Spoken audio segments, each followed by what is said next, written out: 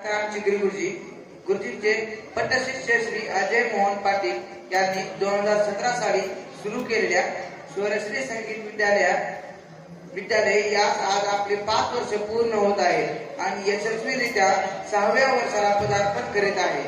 त्याबद्दल विद्यालयाचे संचालक श्री अजय पाटील सरांचे खूप खूप अभिनंदन।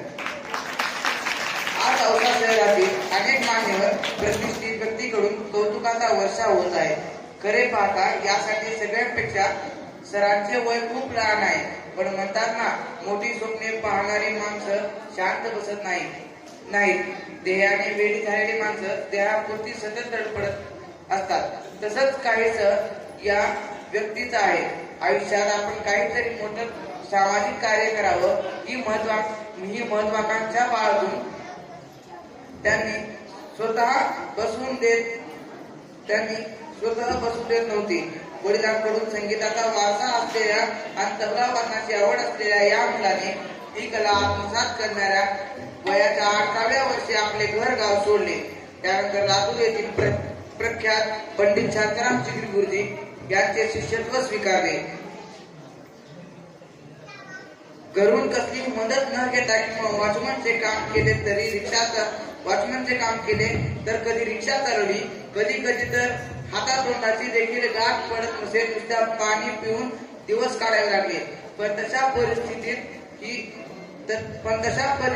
ही दिवस रात्र असोनात मेहनत करून स्वतःच्या कष्टावर त्यांनी तबला विषयात MA पर्यंतचे शिक्षण पूर्ण केले। चिगरी गुरुजींकडे तबला विषयात विशारद पर्यंतचे शिक्षण ही पूर्ण केले आणि त्यांच्या मार्गदर्शनाखालीच एक चांगला माणूस म्हणून जगताना काय करावं आणि काय करू नये याचे अनेक धडे त्यांना मिळाले।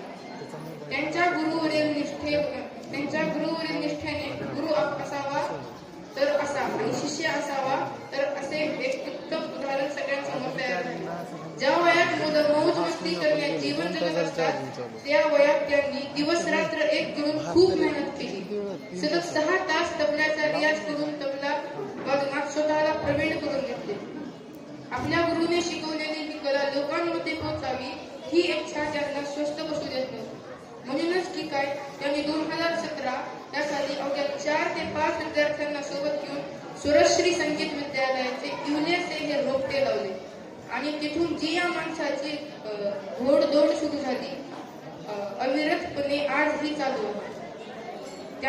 त्यांची विद्यार्थ्यांना शिकवण्याची तळमळ, जिद्द, प्रामाणिकपणा, बोलण्यातील गोडवा, लोकांना लगेच आपलेसे करून घेण्याचा स्वभाव आणि सगळ्यात महत्त्वाचे म्हणजे कामातील सातत्य, सचोटी यामुळे 4 ते 5 मुलांना घेऊन लावलेल्या रोपट्याचे रूपांतर आज वटवृक्षात झाले। सरांनी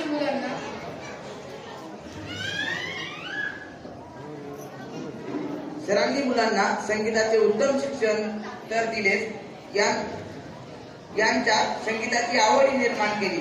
पण त्याचबरोबर त्यांनी आईवडिलांनी त्यांच्या गुरूंनी त्यांच्यावर जे संस्कार केले ती आध्यात्मिक आवड निर्माण केली। समाजात राहत असताना आपणही या समाजाचे काहीतरी देणे लागतो याची जाणीव निर्माण केली।